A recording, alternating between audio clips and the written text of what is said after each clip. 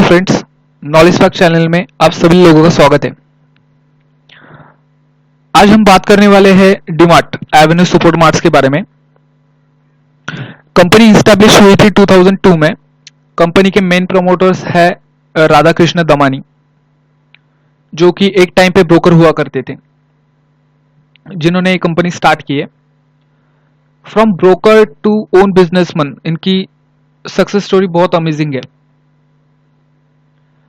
जब ये ब्रोकर थे तो इनकी सोच थी कि कब तक हम दूसरों की सक्सेस स्टोरी का एक पार्ट बनते रहेंगे, हमें खुद की अपनी एक सक्सेस स्टोरी बनानी होगी। इन्होंने क्या किया, ये फॉरेन गए।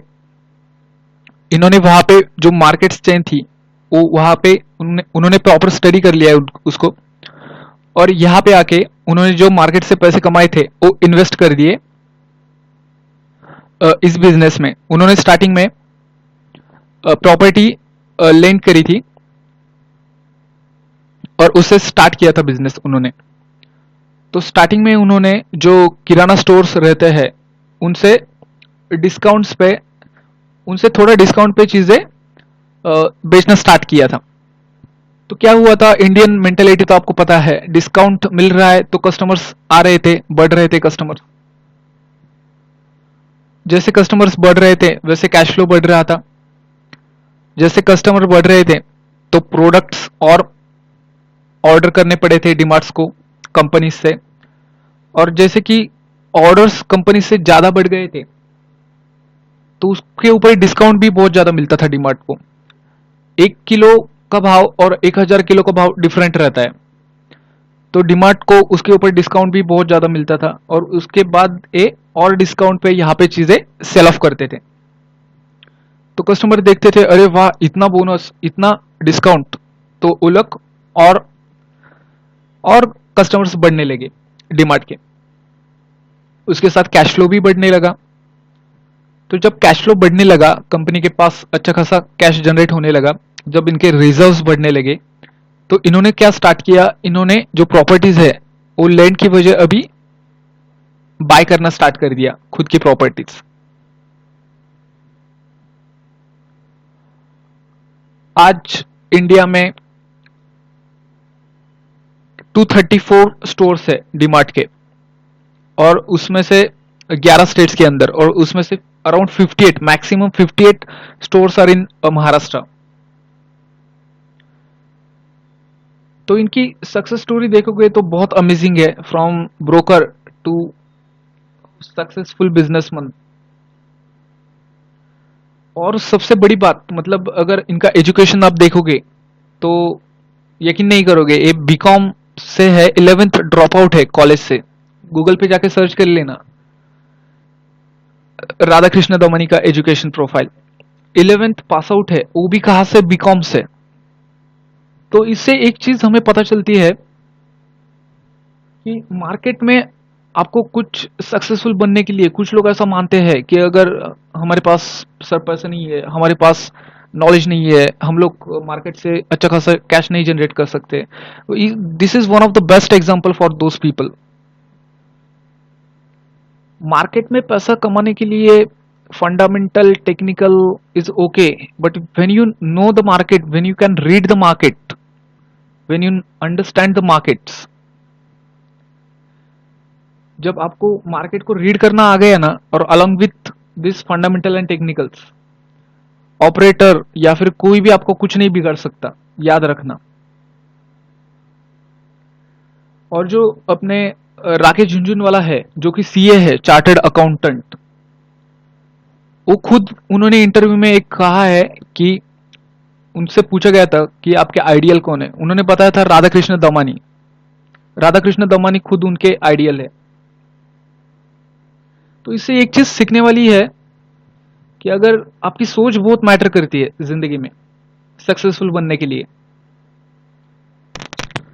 बहुत से लोग परेशान है इसमें कि कुछ दिनों से यहाँ पे स्टॉक में गिरावट हो रही है, तो क्या करना चाहिए, लॉन्ग इन्वेस्टर को होल्ड करना चाहिए या फिर स्क्वायर ऑफ करनी चाहिए पोजीशन। सब कुछ एक्सप्लेन करेंगे हम लोग, देखेंगे इसमें वीडियो में आगे। ऐसे दो पावरफुल चीजें बताऊंगा कि क्यों आपको इसको होल्ड करना चाहिए। तो इसके पहले फंडामेंटल्स देख लेते हैं हम लोग। कंपनी का मार्केट कैपिटलाइजेशन है 2,16,953। करंट प्राइस चल रहा है 3,349। हाई है 3,425, लो है 1,900। स्टॉक पी 176 है, इंडस्ट्री पी 126 है। इंडस्ट्री पी से ज़्यादा है, इट्स ओके। बुक वैल्यू 190 है। डिविडेंड यील्ड, कंपनी डिविडेंड नहीं देती है, क्यों नहीं देती है ये भी देखेंगे हम लोग। आरओसी 13.2 है, आरओई 9.94 है, फेस वैल्यू 10 है। Profit after tax 1231 crore. PAT latest quarter का 115 करोड़ का है। प्रोमोटिंग होल्डिंग देखो यहाँ पे 75% promoter holding, it's quite good. Free cash flow of 3 years negative में है, ये भी देखेंगे हम लोग क्यों निगेटिव में है।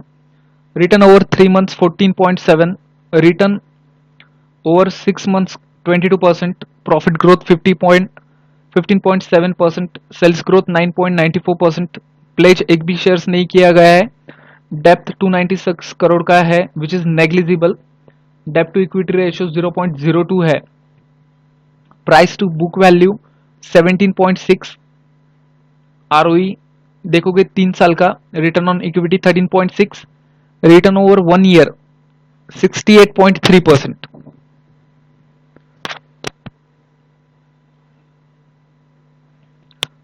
अभी चार्ट पे आते हैं हम लोग। अभी यहाँ पे 1 मंथ का चार्ट देखो आप, यहाँ से कुछ गिरावट हो रही है जुलाई से। अभी गिरावट की पीछे की वजह क्या है? तो कंपनीज के जो क्वार्टरली रिपोर्ट्स है वो अच्छे नहीं आए हैं, उसकी वजह से गिरावट हो रही है।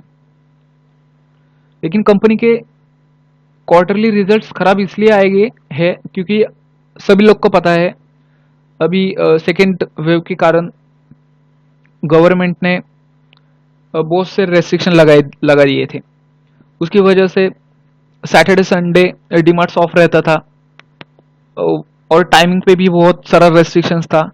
इसी वजह से यहाँ पे थोड़ा सा बिजनेस में थोड़ी सी गिरावट दिख रही है हमें। सेल्स में ड्रॉप आउट हुआ है, यहाँ पे प्रॉफिट ग्रोथ कम हुई है। लेकिन क्या ये परमानेंट है या टेम्पररी बेसिस पे है? ये टेम्पररी बेसिस पे है। जो लॉन्ग इन्वेस्टर है उनको होल्ड करके चलना चाहिए, क्योंकि कौन सा स्टॉक नहीं गिरता है बताओ आप मुझे, कौन सा स्टॉक गिरता नहीं है? हर एक स्टॉक्स ऊपर नीचे, ये तो मार्केट का रूल ही है, ऊपर नीचे तो होते रहता है। बट दिस इज टेम्पररी, क्योंकि अभी चीज़ें अच्छी हो रही है, अनलॉक हो रहा है बहुत सारी जगह पे, वैक्सीनेशन ड्राइव्स चल रही है जगह जगह पे। जब ये चीज़ें सारी खत्म हो जाएंगी, बहुत ही जल्द हो जाएंगी, और सब कुछ पहले जैसा शुरू हो जाएगा, तब एक कंपनी फिर से अपना प्रॉफिट ग्रोथ जो है कंपनी की वो फिर से बढ़ने लगेगी। तो ऐसे कोई परेशानी वाली बात नहीं है, यहाँ पे होल्ड जरूर कर सकते हैं जिन्होंने होल्ड किया है। अभी 3 मंथ्स का ग्राफ देखो, कोई इतनी खास गिरावट नहीं है। 6 मंथ्स का देखो, 1 ईयर का चार्ट देखो, ये 5 ईयर का चार्ट है। कंटिन्यूअसली अपवर्ड मूवमेंट है, कंटिन्यूअसली। ये फंडामेंटल स्टॉक की निशानी होती है। कंपनी यहाँ पे शेयर मार्केट में स्टॉक एक्सचेंज पे लिस्ट हुई थी 2000 मार्च 2017 में। बिडिंग प्राइस था 300 और कंपनी लिस्ट हुई थी 600 पे, 100% रिटर्न। उसके बाद देखो 600, 900, 1200, 1500, 2000, कंटिन्यूअसली अप ट्रेंड। और अभी थोड़ी सी कंपनी गिर रही है क्योंकि एक टेम्पररी बेसिस पे है, क्योंकि कुछ चीज़ें गवर्नमेंट ने कुछ रेस्ट्रिक्शन लगाए थे, उसकी वजह से यहाँ पे फॉल आया है, और एक टेम्पररी बेसिस पे है। जब ये सारी चीज़ें कवर अप हो जाएंगी तब फिर से बिजनेस पहले की तरह हो जाएगा और एक जो प्रॉफिट है वो फिर से हमें बढ़ता हुआ दिखेगा। तो ऐसा कोई परमानेंट नहीं है, टेम्पररी बेसिस के ऊपर एक गिरावट है। तो होल्ड जिन लोगों ने किया है लॉन्ग टर्म प्रोस्पेक्टस से, उनको जरूर होल्ड करना चाहिए।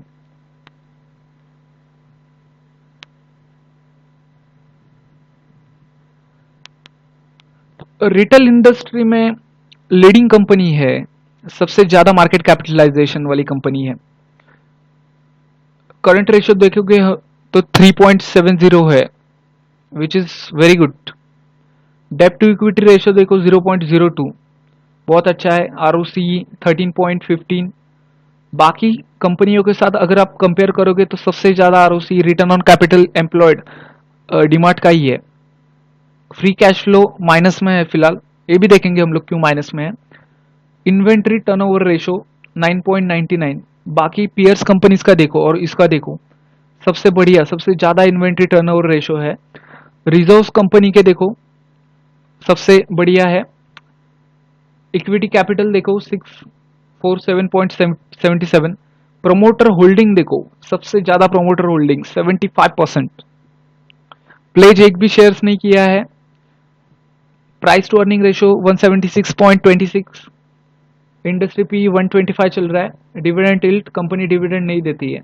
अगर देखोगे ना इस इंडस्ट्री में तो बाकी भी कंपनियां कोई भी डिविडेंड नहीं दे रही है, और क्यों नहीं दे रही है ये भी देखेंगे हम लोग।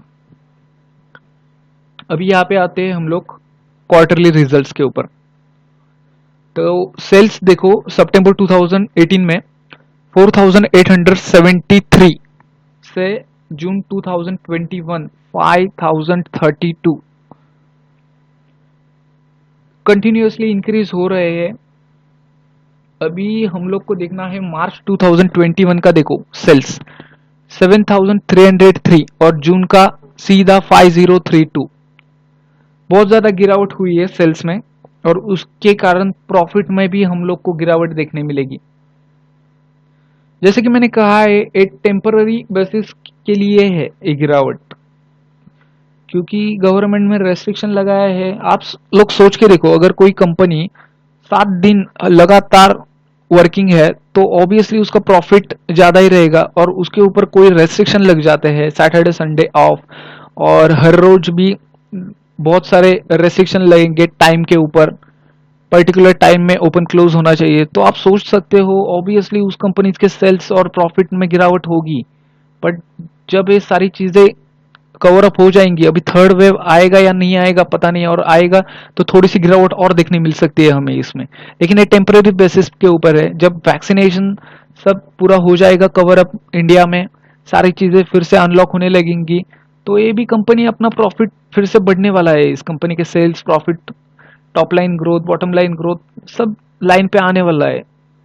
तो होल्ड करने की राय है इसमें। और सबसे बड़ी बात जो है मैं बताने चाहता हूं कि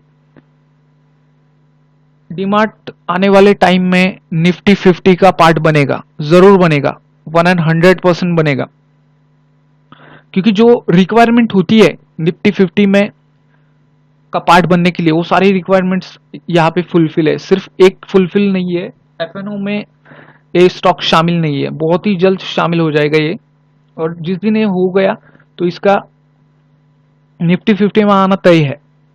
अभी हम लोग अगस्त में रिबैलेंसिंग हो जाएगा निफ्टी 50 का, तो शायद तब हम लोग को यहाँ पे लिस्ट होता हुआ दिख सकता है, या फिर तब नहीं हुआ तो उसके बाद फ्यूचर में तो इसको निफ्टी 50 में आना ही है। और उसके बाद जो मूवमेंट दिखने मिलेंगी हमें वो बहुत अच्छी रहेगी। तो जो लॉन्ग टर्म इन्वेस्टर है उनको होल्ड करना चाहिए। अभी ऑपरेटिंग प्रॉफिट देखो कंपनी का 390 से यहाँ पे कंटिन्यूसली बढ़ रहा था 617, और उसके बाद सीधा अभी 221। सेम सेल्स अगर कम हो गए तो अपना प्रॉफिट भी कम हुआ है, और उसके बाद नेट प्रॉफिट भी मार्च 2021 में 435 था, अभी 115 हो गया है। ईपीएस कंटिन्यूसली बढ़ रहा था यहाँ पे 3.82, 4, 5, 5, 6, और उसके बाद अभी 6.71 के बाद 1.78। अभी प्रॉफिट एंड लॉस स्टेटमेंट देखते हैं। हमने तो एक क्वार्टरली बेसिस के ऊपर देख लिया, अभी ईयरली बेसिस के ऊपर देखते हैं सेल्स और प्रॉफिट कैसा है कंपनी का। अभी मार्च 2010 में देखो सेल्स कितने हैं, 1035 करोड़। और अभी यहाँ पे देखो मार्च 2021 में 24,986 करोड़। तो देख सकते हो कितना, मतलब जो सेल्स है, सेल्स ग्रोथ वो कितनी ज्यादा अच्छी है। एक्सपेंसेस देखो कंपनीज के, और प्रॉफिट देखो अभी 56 से लेकर 1854 करोड़। तो जो ये फंडामेंटल्स कंपनी में बोलता हूँ तो यही है। इनके प्रॉफिट देखो, सेल्स देखो, कंटिन्यूअसली ग्रो हो रहा है प्रॉफिट और उसके साथ सेल्स। ओपीएम परसेंटेज देखो यहाँ पे 5% से लेकर 7% तक। Net profit from 21 to 1231 crore का। रिटर्न ऑन इक्विटी देखो 10 साल का 15% है, 5 इयर्स का 15%, 3 इयर्स का 14%, लास्ट ईयर 10% दिया है। सेल्स ग्रोथ कंपनी के अच्छे है, 10 साल का 31%, 5 इयर्स का 23%, 3 इयर्स का 70%। अभी बैलेंस शीट देखते हैं हम लोग। शेयर्स कैपिटल जो है मार्च 2010 में 381 करोड़ के थे, और उसके बाद हमें यहाँ पे शेयर्स कैपिटल्स बढ़ते हुए दिख रहे हैं 562 करोड़, उसके बाद 624 करोड़। मतलब यहाँ पे ओएफएस आया जरूर रहेगा, इशू किए रहेंगे शेयर्स। अभी कब इशू किए हैं, मार्च 2017, मार्च 2015। तो यहाँ पे ओएफएस आया रहेगा, इसकी वजह से ये शेयर कैपिटल्स बड़े हैं। अभी यहाँ पे जाके देखोगे ना आप चार्ट्स पे, यहाँ पे आपको गिरावट देखने मिलेगी।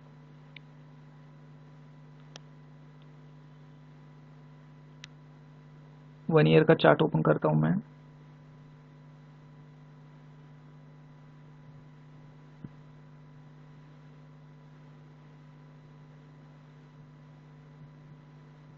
यहाँ पे आप देख सकते हो प्राइस था 2462, मार्च 2020 में ओएफएस आया था, और उसके बाद देखो कंटिन्यूअसली गिरावट फ्रॉम 2462 से सीधा 1916 तक। और इसमें ना रिटेलर रहेंगे, मोस्ट ऑफ द रिटेलर्स रहेंगे, मैं बताता हूँ यहाँ पे।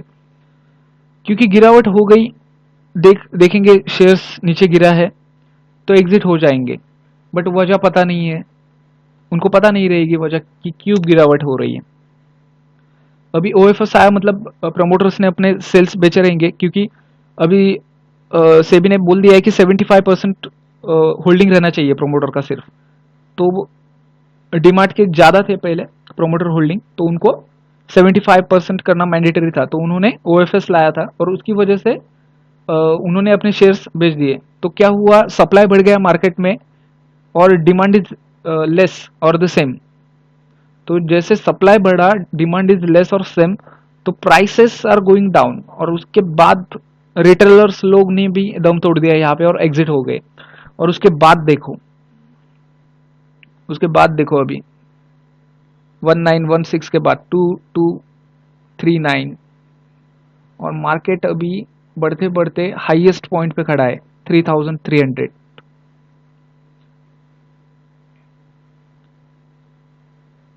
तो क्यों मैं फंडामेंटली स्ट्रांग शेयर्स पकड़ने के लिए बोलता हूँ?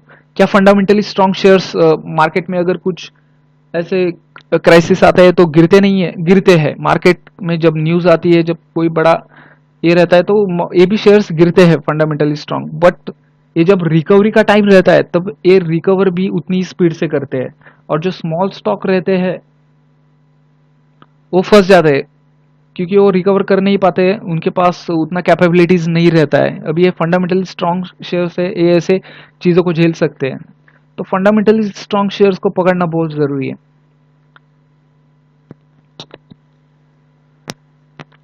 अभी रिजर्व्स देखो कंपनी के 37 से लेकर 11,658 करोड़। क्या शानदार रिजर्व्स है, देखो 37 से लेकर 11,658 करोड़, मतलब क्या रिजर्व्स है। तो आप लोग इसका कंपनी का प्रोस्पेक्टस देख सकते हो कितना बढ़िया है।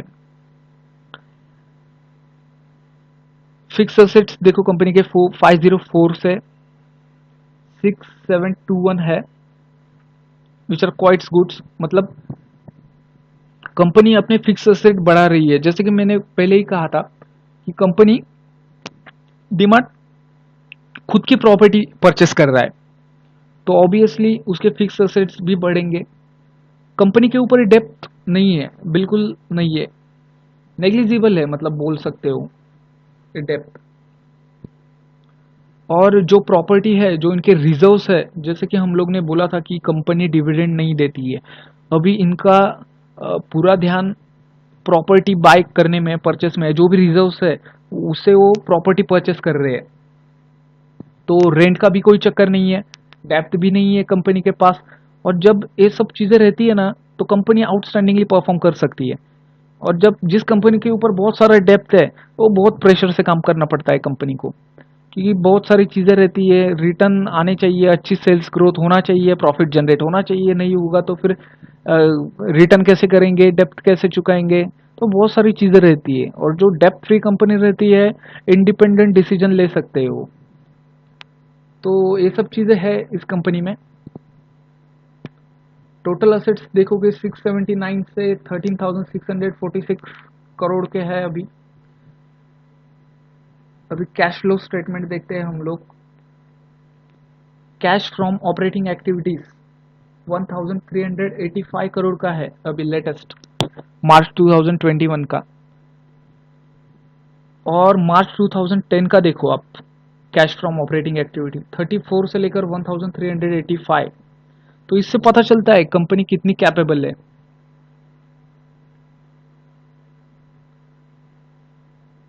अभी यहाँ पे इसमें देखेंगे हम लोग रिसीवेबल्स -24 करोड़ है। मतलब जिन लोग को पता रहेगा कि बिजनेस क्रेडिट सेल और एक कैश बेसिस पे होता है, तो एक क्रेडिट सेल है, -24 करोड़ आना बाकी है अभी कंपनीज को।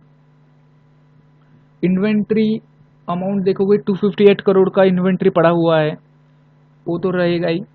पेबल्स देखो कंपनी के 120 है, मतलब पैसा मिल गया है। लोन एडवांसेस 0 है, ऑपरेटिंग इन्वेस्टमेंट 0 है। कैश फ्रॉम इन्वेस्टिंग एक्टिविटीज, अभी अभी इसमें हम लोग को वो एक्टिविटीज मिलेगी कि कंपनी में कहाँ पे इन्वेस्ट किया है, कोई असेट परचेस किए हैं, कौन से परचेस सोल्ड किए हैं। अभी फिक्स असेट परचेस देखोगे यहाँ पे, तो 1970 करोड़ के असेट्स इन्होंने परचेस किए हैं। जैसे कि मैं कह रहा हूँ कि कंपनी का फिलहाल प्रोस्पेक्टस है कि वो लोग प्रॉपर्टी बाय कर रहे हैं, खुद की रेंट पे नहीं दे रहे। तो देख सकते हो असेट परचेस 1970 करोड़, सोल्ड 2 किए हैं। इन्वेस्टमेंट परचेस फिलहाल 0 है, इन्वेस्टमेंट सोल्ड 2 है। Investment received, interest receive 126 crore का देखने मिल रहा है हमें। डिविडेंड नहीं दिया है कंपनी ने। इन्वेस्टमेंट इन सब्सिडरीज कंपनीज में 115 करोड़ का है, इन्वेस्ट किया रहेगा कंपनी ने सब्सिडरीज में उनके। और अभी इसका टोटल नेट कैश फ्लो देखो, 7 मार्च 2010 में 7 था, और अभी मार्च 2021 में देखोगे 90, और प्रीवियस से भी कंपेयर करोगे तो अच्छा ही है 90। मतलब आरओसी देखो कंपनी का मार्च 2010 में 9% था, और अभी बढ़ते बढ़ते मार्च 2021 में 13% है। अभी पिछली ईयर से कंपेयर करोगे तो 21% है, फिलहाल गिर रहा है। मार्च 2019 का देखोगे 26% है। अगेन सेम रीजन, कोविड की वजह से ये सारी चीजें हैं जो कि कवर अप हो ही जाएंगी। इन्वेंट्री टर्नओवर रेशियो देखो 15.18 से अभी 9.99 चल रहा है। शेयर होल्डिंग पैटर्न, प्रोमोटर के पास 81.20% के शेयर्स थे सितंबर 2018 में, और उसके बाद दिसंबर में उन्होंने सेल ऑफ कर दिए प्रोमोटर ने 79.73।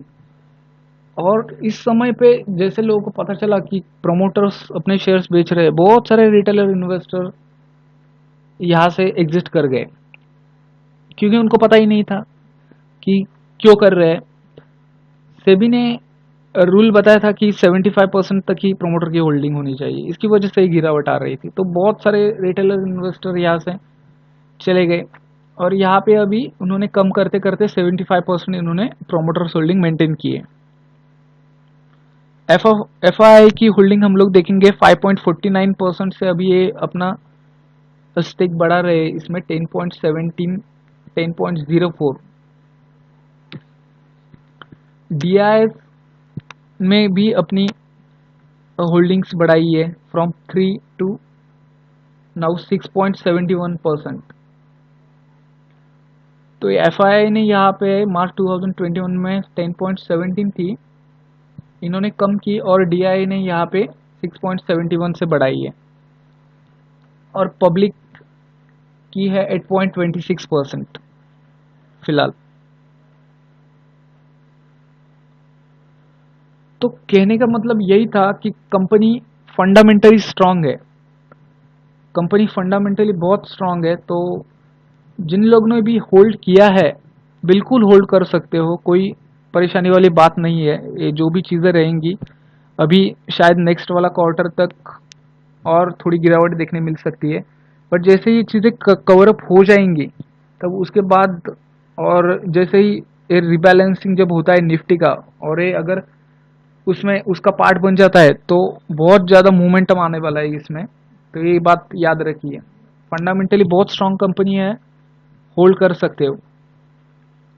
अगर हम यहाँ पे देखोगे 1 मंथ का चार्ट, तो 0.94% का रिटर्न है। 6 मंथ्स का देखोगे 22% return, year to date 20% return, 1 year का देखो 65.87% रिटर्न, 5 ईयर्स का देखो अभी 442.88% का रिटर्न।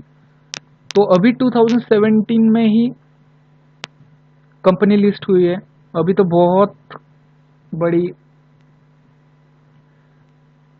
अभी बहुत आगे जाना है इसको, तो आप लोग होल्ड कर सकते हो। अभी कुछ लोग कहते हैं सर शेयर का प्राइस बहुत महंगा है, तो देखो कैसा है कि जो चीज़ें अच्छी रहती है वो महंगी रहती है, वो महंगी होती जाने वाली है। अभी 3300 पे आपको महंगा लग रहा है, आने वाले टाइम में 4000, 5000, 10,000, 15,000 बढ़ते ही रहने वाला है, इसमें कोई कम नहीं होने वाला है। तो बाय करने वाले लोग करेंगे, देखने वाले आएंगे, देखेंगे और जाएंगे, सिर्फ देखते रहेंगे। 5000 हो गया, 10,000 हो गया आने वाले टाइम में, और फिर सोचेंगे कि काश हमने 3000 पे बाय किया रहता। तो ऐसी चीज़ें हैं, तो बिल्कुल बाय करके, अगर जिनको फ्रेश बाइंग करनी है तो चार्ट्स देख के टेक्निकल एनालिसिस करके लेवल पे बाय कर सकते हो, और जिन लोग ने होल्ड किया है बिल्कुल होल्ड करके चल सकते हो। टेलीग्राम पे मैं नीचे डिस्क्रिप्शन में लिंक दे दूंगा, हम लोग वहाँ पे कुछ शॉर्ट टर्म और इंट्राडे के ट्रेड्स पोस्ट करते हैं। हम लोग ने फ्राइडे को कुछ इंट्राडे के कॉल्स दिए थे, सारे कॉल्स ने अपने टारगेट हिट किए। आप लोग जाकर देख भी सकते हो टेलीग्राम चैनल में, नॉलेज स्पार्क करके चैनल है, सर्च कर लेना टेलीग्राम पे, फ्री चैनल है, ज्वाइन कर सकते हो। अच्छा लगे वीडियो तो लाइक सब्सक्राइब कर देना और शेयर करिए। Thanks for the day.